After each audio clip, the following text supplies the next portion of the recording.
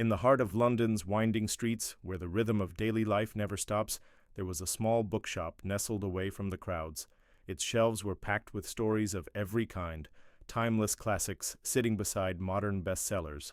And within those walls, a love story waited to be discovered, one that would touch hearts across generations.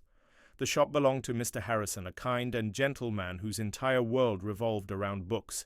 He found comfort in their pages, spending his days surrounded by the tales of others.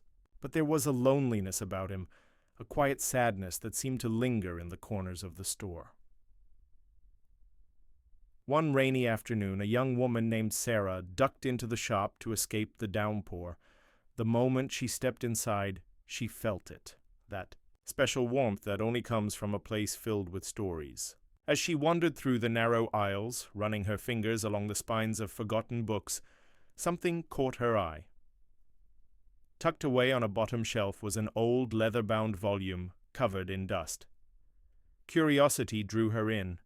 She pulled it out carefully and brushed away years of neglect. Inside weren't printed pages, but handwritten letters, dozens of them, yellowed with age and dated from the early 1900s.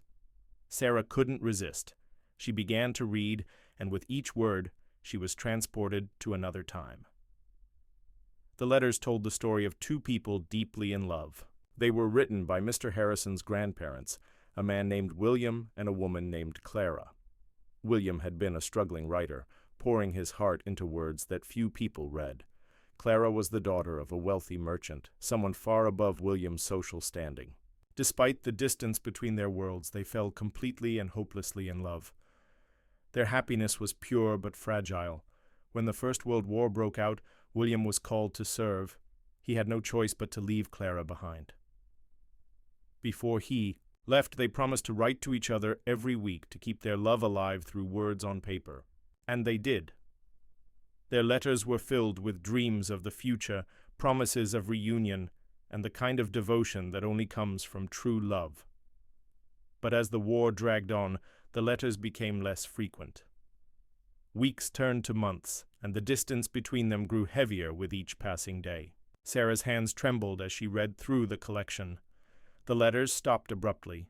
There was no closure, no final goodbye, just an empty space where love had once lived. Unable to shake the story from her mind, Sarah approached Mr. Harrison. At first, he was hesitant to speak about his family's past. The memories were painful, buried beneath years of silence.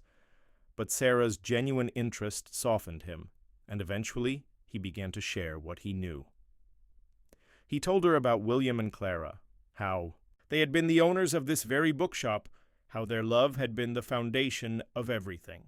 He spoke quietly, his voice heavy with emotion, admitting that he'd never known the full story himself. His family rarely talked about what had happened. Sarah felt a connection to their story. She too had known loss, had felt the ache of loving someone who was no longer there.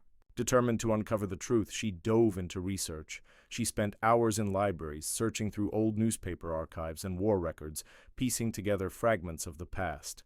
And then, finally, she found it.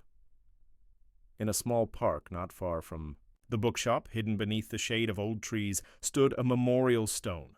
Carved into the weathered surface were the words, "In loving memory of William Harrison, who gave his life in service to his country, 1917.